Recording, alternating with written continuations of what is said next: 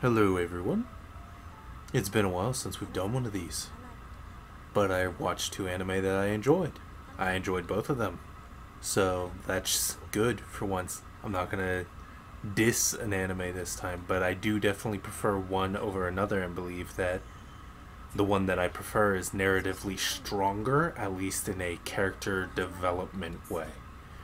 But the first one I'm gonna talk about, let me just get my list back up. That way I can easily reference what I'm talking about. Okay, so let's see here. Alright, the first one I'm talking about is My Little Monster. You'll notice a theme once I talk about the second one. Basically, this show starts off with a kind of emotionally deadened young girl who meets this like pseudo degenerate boy. Like, I don't know if I can really call him that after, like, he's impulsive. That's the word I would use for him. Impulsive, and she's very reserved.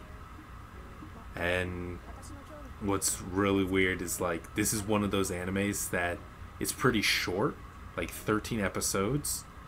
I actually feel like it could use more.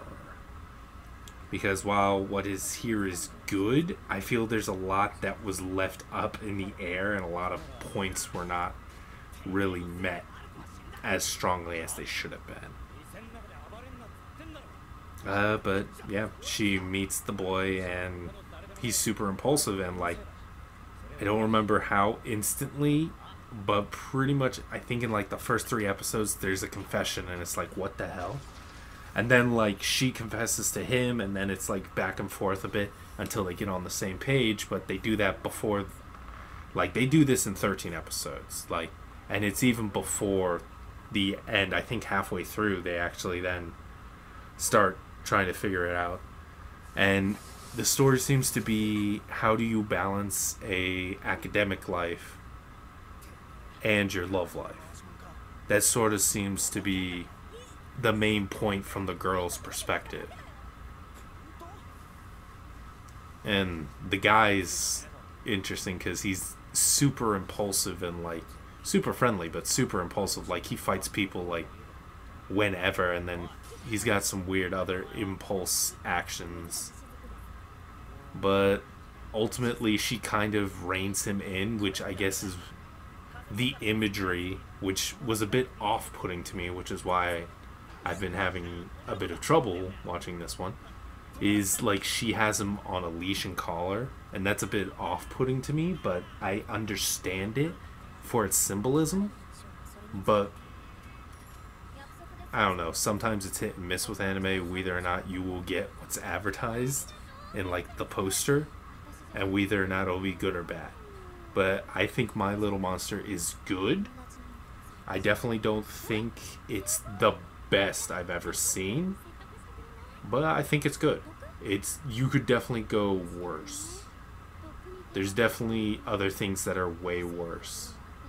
But the next one I'm going to talk about, which is Wolf Girl and Black Prince, I think it's way better. I think its characters are stronger, more compelling, and they grow better. Within the 12 episodes that are presented, there are, like, each episode there's a bit of an issue that's shown, and normally the issue somewhat resolves itself. Not completely, because it's a slow pace of basically flip the script. The guy is reserved in this one, and the girl is a bit more impulsive. Wolf Girl is basically, more or less, she lies at the very start saying that she's dating the prince, thinking that he doesn't go to the same school. Ends up that he does, and then she tries to convince him to fake it, and he agrees, but then he treats her like a dog. A bit weird, but okay. Like, I understand that he's somewhat getting his kicks out of it, but as it goes on, they both slowly start developing tangible, actual feelings for each other, and it's more about him opening up. Like, he just kind of And it's not really like he was damaged or anything. He was just a really reserved person. Like, there's reason for it, somewhat. But it doesn't seem to be that much of an impact on him. Like, maybe if she had met him a couple years ago, it was a bigger impact. But he's kind of gotten over it already. And he just needed, like, a bit more of a push or a reason to fully get over it.